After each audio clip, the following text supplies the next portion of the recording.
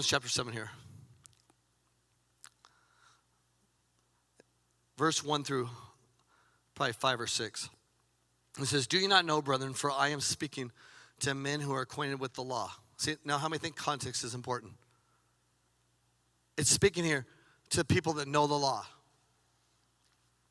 That the legal claims have power over a person only for as long as he is alive.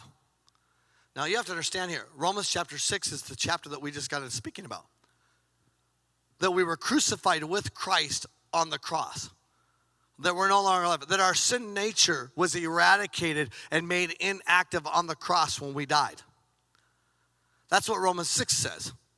Now, Paul goes into Romans chapter 7 saying, do you not know, brethren, for I am speaking to men who are acquainted with the law, that legal claims have power over a person only for as long as he is alive.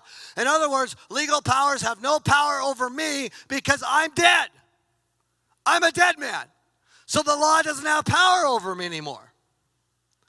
He says, for instance, a married man is bound by the law to her husband as long as he lives.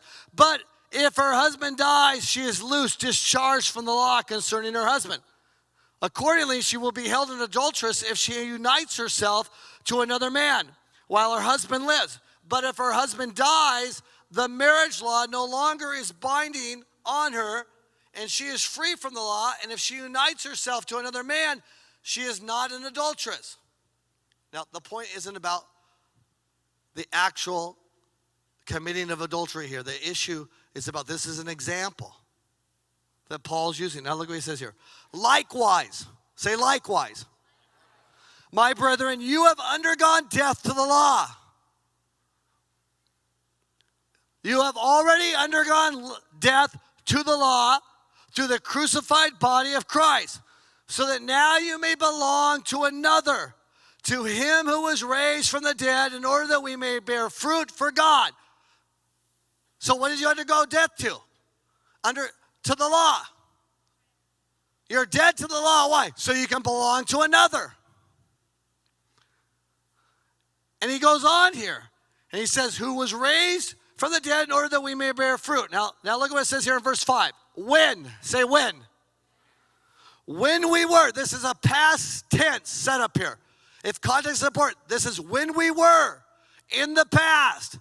If we were to look back, when we were living in the flesh, mere physical lives, meaning that we were not yet born again, we did not have a spirit yet. We had not yet died and died in our trespasses yet.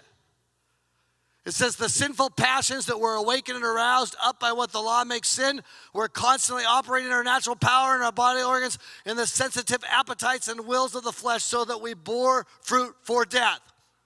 But now, say but now.